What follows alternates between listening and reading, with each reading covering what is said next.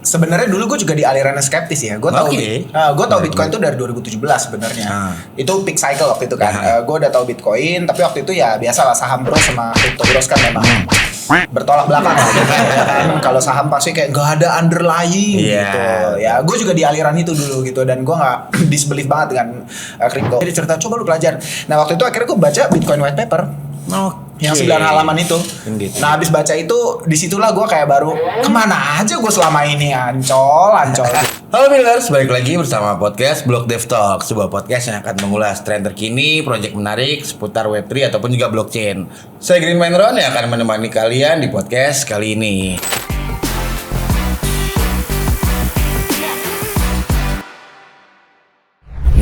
Hari ini kita kedatangan tamu yang luar biasa nih, seorang crypto investor yaitu Bro Andreas Tobing. Halo. Ini luar biasa apa? Biasa aja.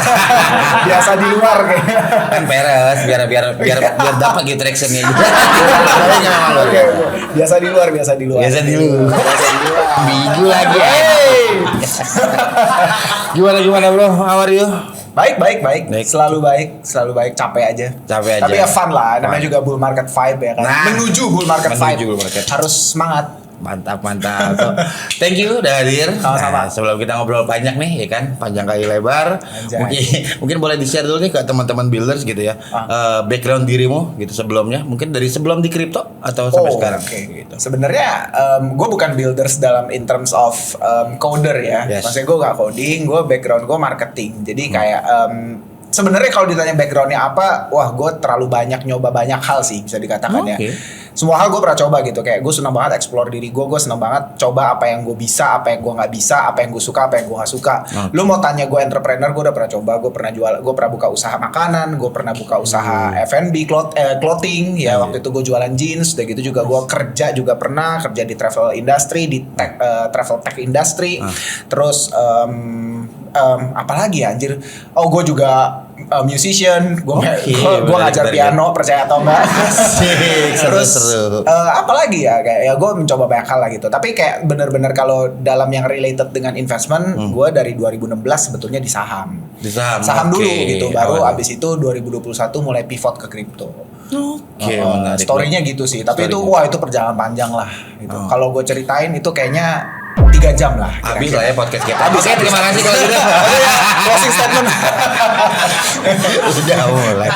Oke, menarik. 2000. Oke, berarti memang pasarnya as in investor melakukan dua analytic research segala macamnya awal justru di saham.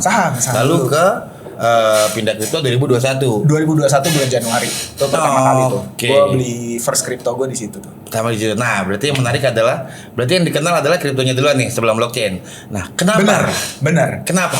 Mau nyari cuan. Simpelnya gitu. I think ya, gitu. Seperti rata-rata kebanyakan teman-teman lah ya, mungkin 90%, 99% di sini pasti in this space ya buat nyari cuan gitu.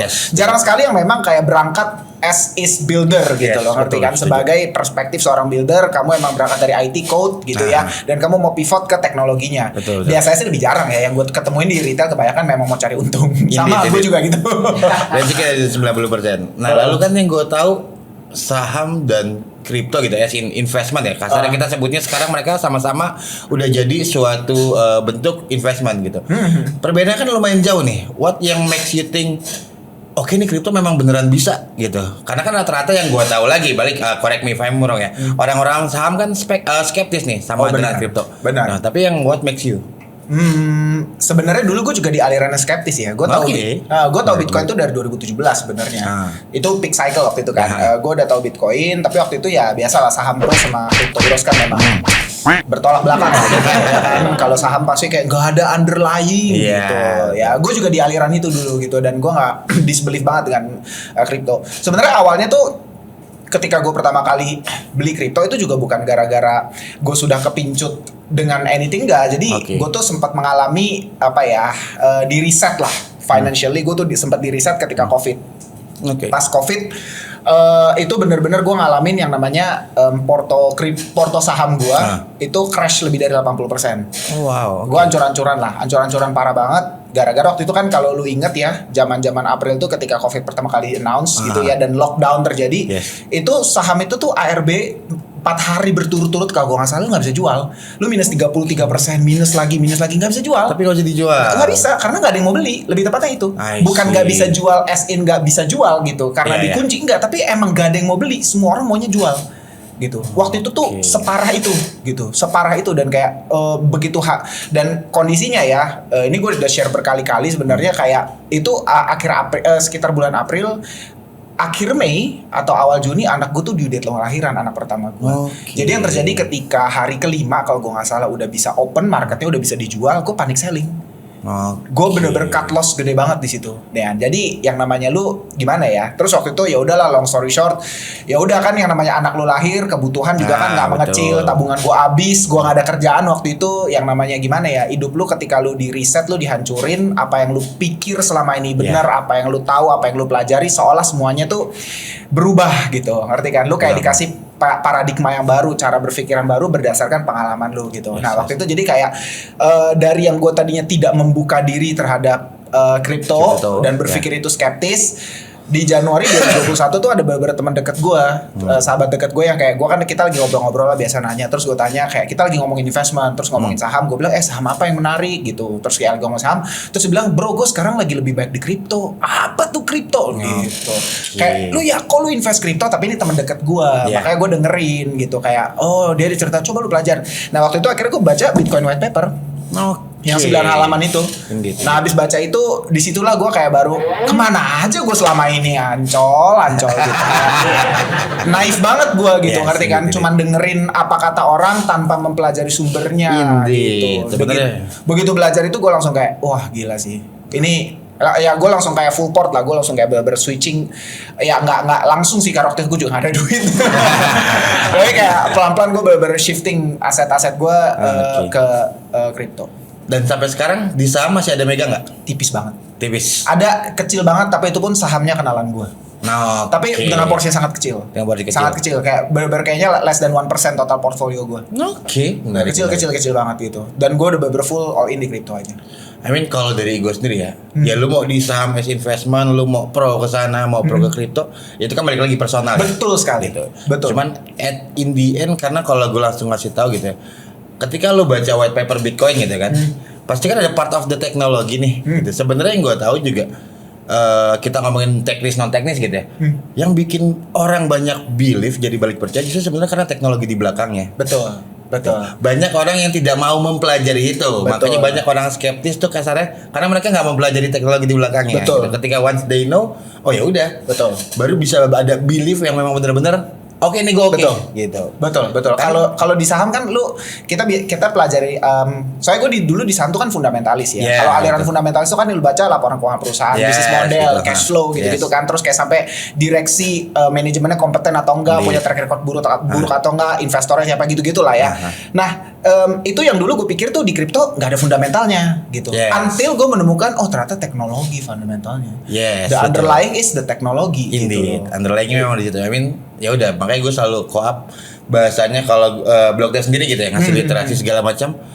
Lu mau jadi trader, mau jadi main futures, main spot segala macam itu personal lu. Silakan. Kami nggak akan ujek, tapi paling nggak cari tahu dulu teknologinya karena keuntungannya balik lagi buat lu gitu loh. The once lu makin tahu teknologinya, lu makin buat gue tangkapnya lu makin mudah nih mau nginvest di token mana. Gitu kan, mau nyari di meme mana atau di token mana segala macam. Gitu sih, cuman ya nggak bisa dengan mudah karena kalau contoh lagi kan lu cuma mau dengerin kasarnya teman terdekat. Memang startnya kan kitanya harusnya kayak gitu. Kalau kita ngasih tahu orang ya kita ngajarin ya udah start dari small circle dulu. Gitu. Benar. Saudara lu, kakak lu, ada segala macam, baru nanti ada beliefnya udah nyebar. Gitu. Benar ya kan? Benar banget. Serius banget ini. Nah kalau gue balikin lagi biar nggak serius banget. Nah meme coin kan ini lawak-lawakan nih. Oke. Gitu. Switchingnya ke meme coin kita. Oke. Kita ini udah serius nih. Nanti kan balikin bahasanya justru kalau ngomongin teknologinya ada. Tapi kan yang gue tahu juga the mostly white paper even ketika mereka mau creating meme kan basicnya cuma jokes doang nih. Gitu segala macam. Nah kalau dari lu sendiri gitu ya, investment meme coin masuk dalam portal lo nggak buat invest? Sebelum-sebelumnya enggak, tapi as per beginning of this year, gua jadi benar-benar gue tuh baru benar-benar tanda kutip tobat lah ya. Dan kayak start to realize memes itu tuh benar-benar kayak wow, itu tuh bisa dalam perspektif keuntungan ya, bisa memberikan keuntungan yang sangat-sangat gila gitu loh, fantastis banget gitu. Ya itu baru awal tahun ini sih gitu. Sebelumnya gue ada meme gitu ya dari sejak tahun lalu, tapi kayak ya kecil banget lah gitu loh, kayak nggak kehitung lah gitu. Sampai akhirnya bener-bener di awal tahun ini yang gue lakukan adalah gue nggak main futures lagi, gue bener-bener lempar ke meme saja gitu. Tapi itu cuma like 10% portfolio lah. 10%, berarti itu gue consider gue udah agak berani loh 10% portfolio. Sebelumnya bahkan cuma kurang dari 5%. Gue se-skeptical itu dulu gitu. Tapi sekarang gue udah langsung shifting ke 10%, kayaknya udah lebih deh. menarik. Nggak nyampe 15 sih, tapi nggak nyampe 15%. Nah, kalau dari personal sendiri gitu ya, yang lu lihat dengan meme coin nih apa sih after dirimu mempelajari mungkin? It's jokes kan sebetulnya. Sebenarnya kan jokes kan. Awalnya dari Dogecoin kan, yang dari sebelumnya banget gitu. Dan itu kan ya literally starts as joke gitu loh. Tapi until gue realize ya sebetulnya behavior ya, perilaku daripada most crypto investors gitu ya. Entah itu di level retail, bahkan sampai ke level degen. Ya, level degen yang benar-benar on-chain trader gitu ya. Gak ada yang peduli sama fundamental rata-rata. You know what I mean? Gue bukannya disbelief dengan fundamental dan gue bukannya mau mocking fundamentals. No, fundamental itu sangat penting. Tapi pada akhirnya banyak sekali yang menurut gue tidak peduli dengan itu, but just to seek attention gitu loh, ngerti kan?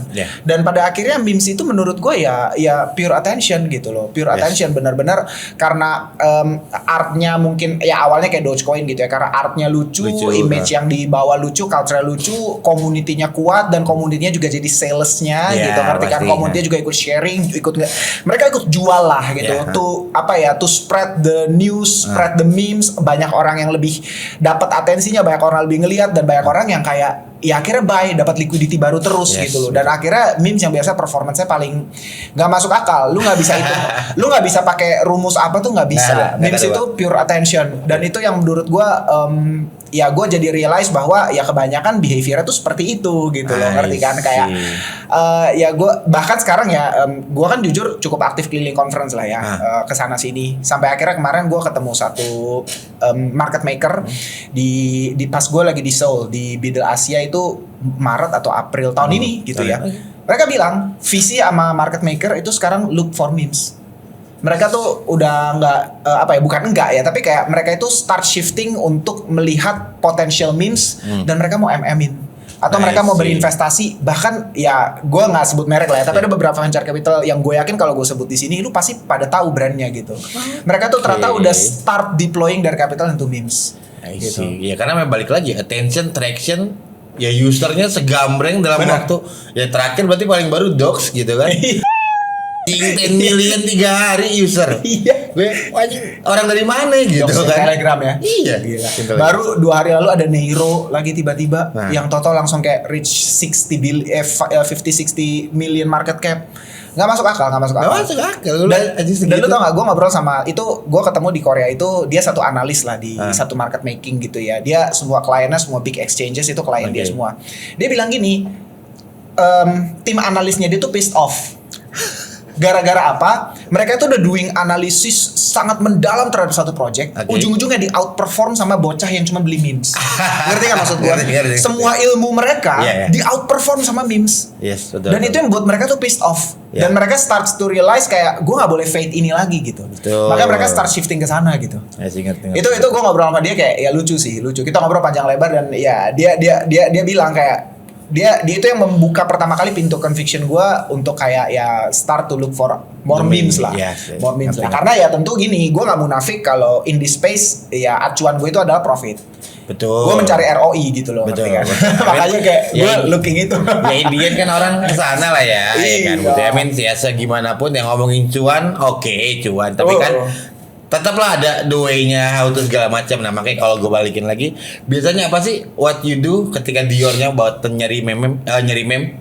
Di mana ya? Kalau gue simple sih sebenarnya. Sebenarnya kan banyak orang yang akan lebih ke wah lu lihat ke di misalnya distribution daripada walletnya, holdersnya, atau misalnya LP-nya berapa besar di LP gitu-gitulah macam-macam. Terus LP-nya di lock atau enggak gitu. Nah tapi kalau gue lebih punya konteks yang lebih simple sih. Jadi kalau pada dasarnya gini, di crypto space itu kan atensi paling besar kan di Twitter ya. Yes. Kita semua tahu ya, di X ya sekarang di Twitter gitu. So dan pada dasarnya gini, memes itu ketika akan dapat banjir liquidity ketika di call out sama ya figur-figur tertentu, ngerti kan? Maksudnya kita ngomong influencer atau big account lah, big CT lah. Ketika ada big CT yang nge-call, jebret itu bisa toto gila banget gitu loh. Atau memang ternyata ada alpha yang memang bisa menemukan satu memes duluan sebelum yang lain. Nah biasanya, gue itu akun X gue program sedemikian rupa supaya algo gue cuma ngikutin mereka aja. Oke. Gitu. Jadi kayak gue cari alpha callers ya yang memang bisa nemuin project-project duluan sebelum yang lain, dan juga memang CT-CT yang punya liquidity besar. Maksudnya gini, punya kalau di bank tuh bilangnya TVF gitu, total value of followers gitu. Jadi kayak followernya ketika dia nge-tweet apa jebret itu bisa langsung total ada big candle gitu. Nah gue follow yang kayak gitu-gitu aja gitu. Karena menurut gue mengkurasi itu tuh jauh lebih enak di gue tinggal buka Twitter, tapi memang ngejaga algoritma yang sulit gitu. Karena once misalnya tiba-tiba ada CT bikin drama, lu baca drama semua. Makanya di gue yang CT drama bisa gue blok-blokin. Gue mute-mutein. CT drama gue mute-mutein aja karena gue in real life no problem, tapi kayak gue nggak mau ngerusak algo X gue gitu, ngerti kan? I don't have personal issue against lu semua, but sorry gue mute aja ya, kayak yang drama-drama gue mute-mutein pasti, supaya bener kan algo X gue tuh nggak rusak gitu. Karena kita ngebahas lebih ke ya udah lu lebih nyaman ngelihat apa sih individual macam lu setup algonya. Gitu, bener, gue liat call aja, terus gue liat kayak ya gitu-gitulah, itu yang suka gue perhatiin. Gue lebih ke arah itu satu cara yang paling simple lah menurut gue, tapi tentu mengkurasi dan menemukannya itu nggak gampang ya, butuh proses. Contoh paling simpel ya, salah satu cara gue lah ya gue bagiin. Contoh ya, misalnya Wave, kita lihat Wave itu udah $1 billion on market cap gitu ya. Lu cari Wave kapan launching? Ya ini cara gue kurasi ya. Wave kapan launching? Tanggal berapa launchingnya di Dex Screener misalnya? Tanggal let's say 1 Desember 2023. Ya udah, gue pakai advanced search di X di Twitter ya. Gue cari H-3 sama H+3 siapa aja nge-call Wave. Ngerti yang maksud gue? Kan itu bisa pakai advanced search kan, ada parameter settingnya kan. Lu kalau di Twitter tuh ada kan, lu bisa cari di tanggal specific date sekian sampai specific date sekian kata-kata Wave ya, dollar Wave itu siapa aja yang nge-call. Nah kalau orang-orang yang nge-call di hari Wave launching, gue consider itu alpha. Nah gue nyalain notifnya untuk orang-orang kayak gitu. Nice. Gue follow dan gue nyari notifnya. Setiap kali ntar dia ada callan baru lagi, gue pasti pantau. Berarti ngeceknya dari situ. Itu salah satunya. Jadi kayak gue cari kripto-kripto yang $1 billion market cap, yang gede-gede, yang udah tembus ratusan juta gitu. Gue cari alpha caller siapa aja. Gitu. Walaupun kebanyakan beda semua ya. Gak ada sih beberapa yang punya irisan gitu, ngerti kan? Contoh di Solana tuh ada Ansem gitu. Ya you know kan. Di Solana ada Ansem ya. Di rata-rata hampir semua kripto yang kayak udah $100 million or billions, irisannya tuh ada Ansem gitu. Gitu-gitulah, gue biasanya nyari alfanya tuh di situ. Itu salah satu cara lah ya. One off ya. Salah satu cara. Kalau dikasih tahu semua yang ada tekor ya. Enggak sih. Enggak, bukan tekor. Kalau TW bikin kelas gitu kan bayar sekian juta. Enggak juga sih. Tapi gini, gue lebih being fair aja sama kalian ya. Menurut gue there is no ini yang gue mau teman-teman juga ingat, gak ada satu rumus dengan tingkat akurasi 100%. Makanya gue nggak pernah mau boasting dan ngeklaim ada satu cara. Pasti. Lu pakai parameter ini, pakai cara ini, memes apapun yang lu beli, lu pasti cuan. Nggak bisa gitu. Nggak bisa. There is no silver bullets kayak gitu tuh nggak ada gitu. Makanya kayak ya ngerti kan? Gue kalau wah ini itu gitu. Nanti begitu lu cobain tiba-tiba lu rugi. Kok salah lu gitu. Gitu kan. Mostly banyak terjadi kan kayak gitu. Sekali main rungkat gitu kan udah marah-marah. Marah-marahnya. Karena pada dasarnya lu even nyari memes or anything itu bukan kayak rumus gravitasi yang ini lu lempar ke atas dia pasti jatuh ke bawah. Itu kan rumus gitu. Lu mau di Amerika, di Afrika, di Eropa, lu lemparin ke atas jatuh ke bawah. That's law of gravity gitu. Tapi dalam memes gitu ya, investment gak ada law-nya.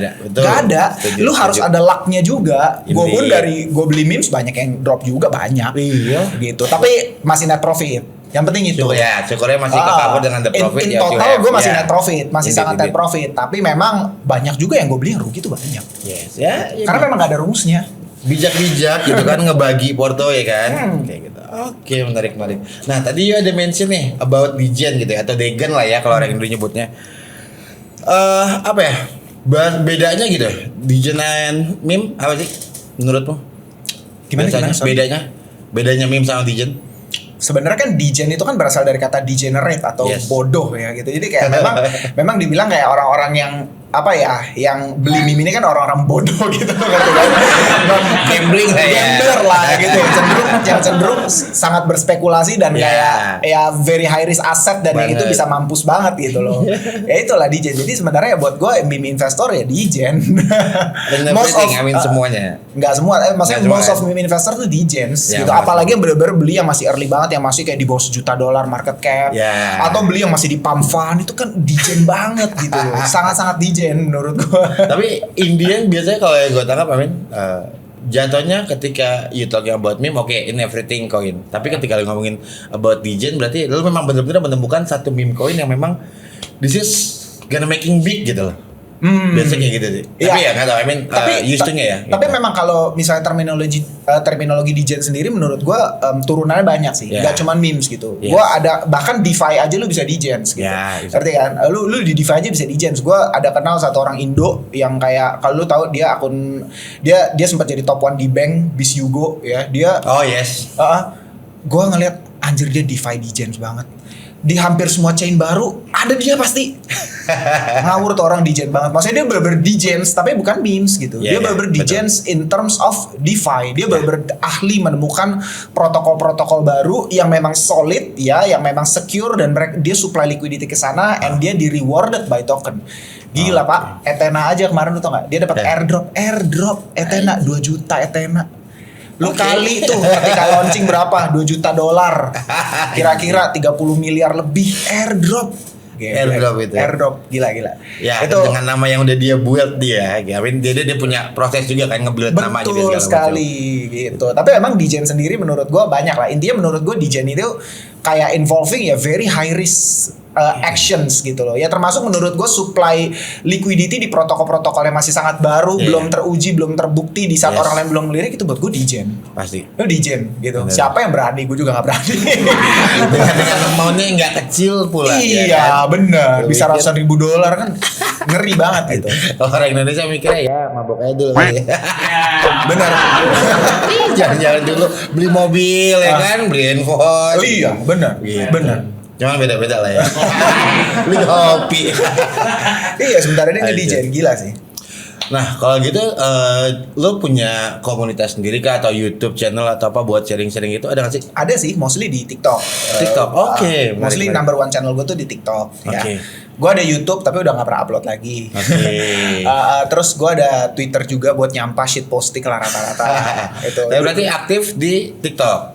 Number one TikTok. Jadi 3 main channel lah. Gue TikTok, Twitter, Telegram. Oke, nah di Telegram ini, lu punya grup sendiri untuk komunitasmu atau? Ada, itu free, semua orang boleh join. Dia dia tiap hari akan ada newsletter sifatnya. Jadi newsletter yang kayak bener sehari itu ada tim gue yang memang ngkurasi semua news yang paling hot dalam 24 jam terakhir. Dikurasi semua and then di-send ke situ semua. Terus ada potential airdrop kan, news atau narasi ya semua di-send ke situ. Jadi bentuknya newsletter. Terus kadang-kadang gue juga sekali-sekali ya share info lah di situ atau thoughts aja di situ. Tapi ya 3 channel itu lalu bisa temuin gue, Twitter, TikTok, Telegram. Sih. Soal kemarin juga beberapa hari lalu 3-4 orang kalau nggak salah, BlockDev kan punya topik job vacancy. Ada yang nge-screenshot Instagram lu or whatsoever gitu kan, lu lagi nyari loker gitu kan, terus dia nge-share. Di BlockDev. Bro artinya lagi nyari loker. Sih gue bilang emang bebas sih. Di BlockDev banyak juga orang yang share loker gitu ya. Nggak mesti developer kok. Ya gitu. Benar. Makanya tuh dengan cerita itu, wah menarik juga nih gue. Oh iya, gue sempat share di Twitter. Sempat share. Terus ada yang screenshot, ya udah dibantu share juga di BlockDev. Oh, thank you loh. Itu gue abis nge-tweet banyak banget DM yang masuk. Tapi tau nggak mostly dari mana yang masuk? India. I'm not kidding. Gue nggak bercanda. Mostly developer yang masuk ke DM gue itu India. Banding-bandingan harga pasti. Iya ya.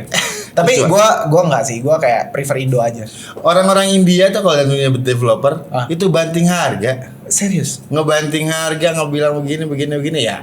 Oke mungkin memang benar gitu murah. Cuman kan ya bukan mau menjelekkan mereka juga. Cuman yang gue orang gitu dari sisi developer paling males kerjanya gitu, mereka banting harga. Hitungannya standarnya mungkin kita bikin one page gitu ya kalau ngomongin developer, jasanya one page untuk NFT NFT buying gitu ya, gitu kan misalkan public sale atau open sale gitu. Itu cuma one page biasanya $700. Mereka bisa sampai $400 jualan gitu buat bikin. Iya, gila. Bajingan emang paksa. Jangan. Itu gue gak heran sih, karena gue dulu di industri tech juga emang kayak gitu. Ya memang gitu. Banting-bantingannya kayak gitu aja. Makanya kalau gue kalau mau ngasih tahu orang-orang, ya udah silakan lo kalau mau pakai mereka silakan. Cuman kalau bentuknya produknya aslinya nggak oke, lama ketemu isu atau event atau amit-amit di scam, ya urusan lo, gue bilang gitu. Benar. Gue bilang gitu ya, mendingan better prefer. Ya jadi jualan dikit kita ya. Oke, nah berarti dari situ dirimu memang punya tim dan nggak sendirian berarti, atau memang nge-founding itu sendiri atau bareng ya founding sendiri, cuman ada yang bantu ngerjain untuk daily operational. Oke, menarik. Daily operational ada yang ngerjain. Oke. Nah, berarti lately biasanya lu sendiri gitu ya? Di luar dari tim lu biasa sehari bisa nemuin meme yang oke berapa banyak sih atau seminggu? Oke.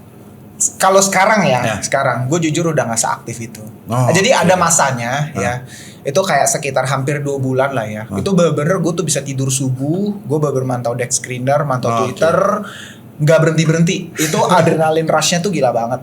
Ya, terus apalagi zaman-zaman gue lagi ngulik-ngulik pump fund itu bulan kira-kira bulan Maret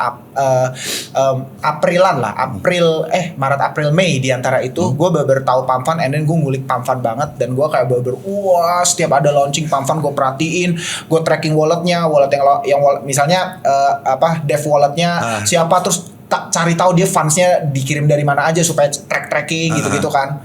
Capek. Hasilnya enggak seberapa. Ya yang ada porto gue ke round trip terus, ngerti kan? Kadang untung, kadang buntung, kadang buntung. Begitu dikalkulasi gitu ya, dalam misalnya sebulan penuh, ujung-ujungnya kalau nggak impas rugi.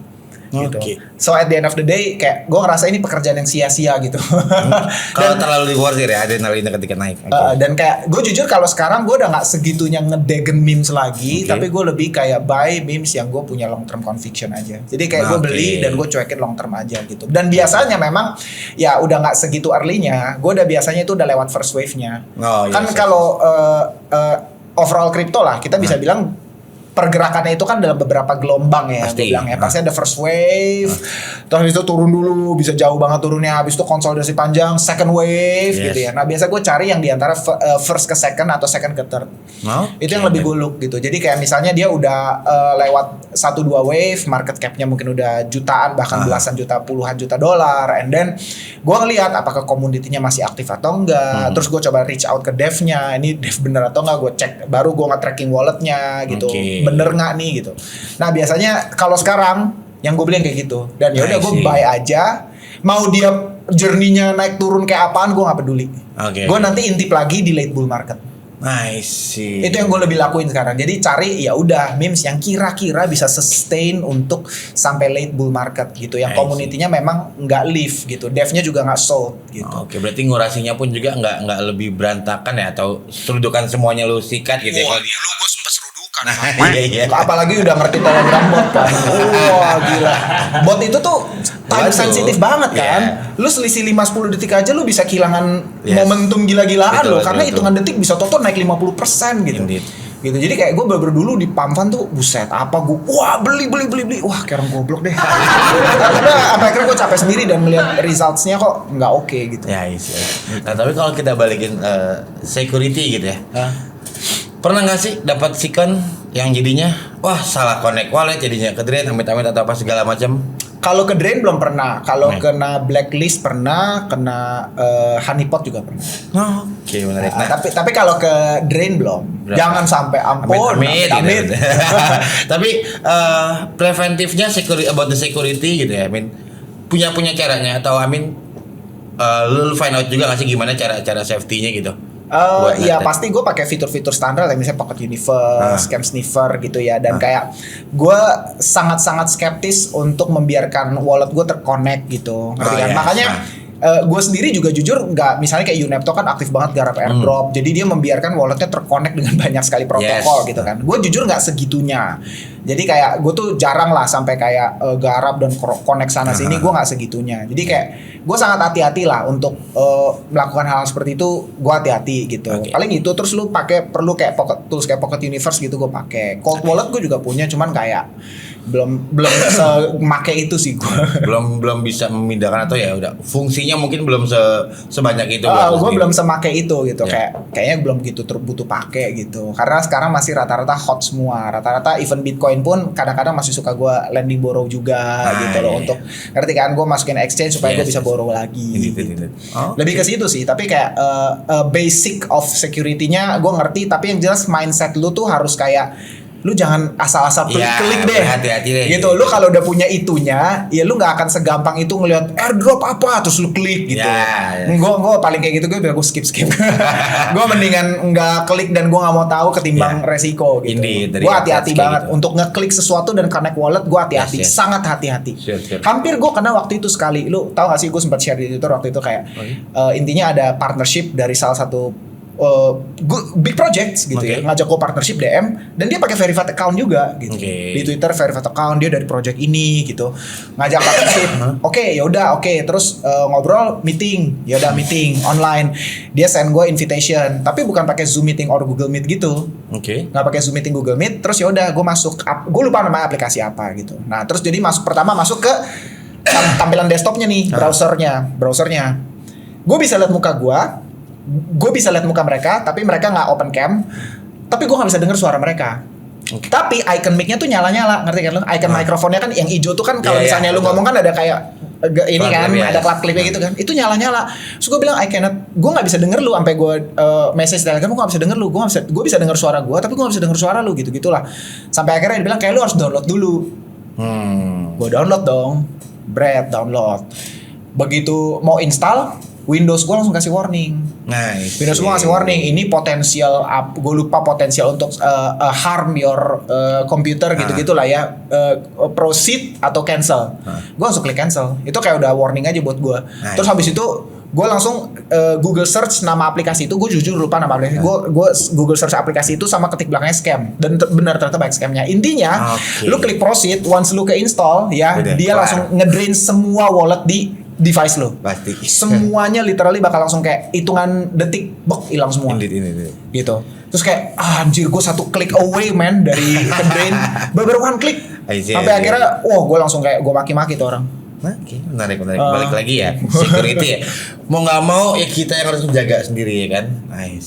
Harus banget. Lu di dunia seperti itu lo harus ngerti lah. Betul. Jadi berhati-hatilah kawan-kawan. Asik. Karena ada kesempatan, jangan sampai gitu ya David. Syukurlah nggak jadi event one click away. Dan nggak kerasa kita udah ngobrol lumayan panjang, seru. Ya kalau mau ngobrol lagi mungkin bisa later nanti kita ketemu Bro Andreas di event-event kripto juga ada banyak yang sering ikut ya kan. Gitu udah makin seru lah ya. So mungkin for the last thing, you have something mau dikasih ke teman-teman builders as closing statement? Closing statement. Yes, anything. Ya mau share-share sosmed atau apa, mau connect sama dirimu atau join Bitcoin. Bisa. Atau lu bikin sendiri aja. Gak berani gue gue sebutin meme coin gue kali ya biar pada beli. Apa. Nggak lah, intinya kayak ini space yang menyenangkan aja. Lu either lu builders or lu investors, ya have fun lah. Industri ini menurut gue masih sangat remaja gitu. Growing, perjalanan masih panjang banget. Dan gue consider siapapun kalian yang sampai mampir ke sini nonton, ya pasti kalian orang-orang yang memang penasaran dan pengen dig in itu di industri, dan jangan sampai lu lepas gitu. Jangan sampai gue consider gini ya, misalnya lu kena rugi lah, misalnya even lu kena drain, kena phishing, kena apa, dan itu matahin semangat lu. Jangan sampai enjoy the journey lah. Panjang bro, industri ini.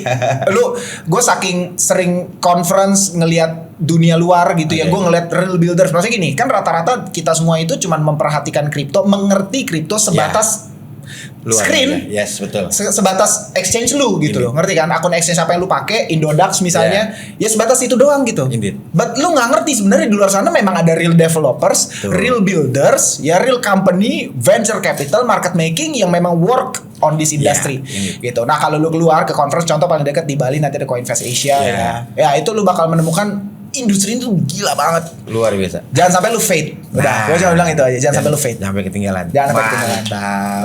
Dan beli Bitcoin. Bercanda ya. Thank you lagi Mas Bro udah mampir Sama-sama. ke podcastnya Block Dev kali ini. So juga thank you juga buat teman-teman builders yang selalu setia nonton podcast kami. Jangan lupa untuk terus mengikuti perkembangan dunia Web3 ataupun blockchain melalui Block Dev ID. Bisa mampir ke website kita, sosial media, dan jangan lupa untuk nonton podcastnya ada di YouTube. Tinggal di like, subscribe, kasih tahu ke teman-teman, saudara, keluarga gitu ya. Pacar, selingkuhan.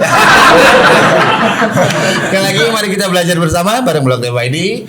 Saya Green Man Ron izin pamit di Block Dev Talk kali ini. See you again builders. Bye bye. Thank you Mas Bro.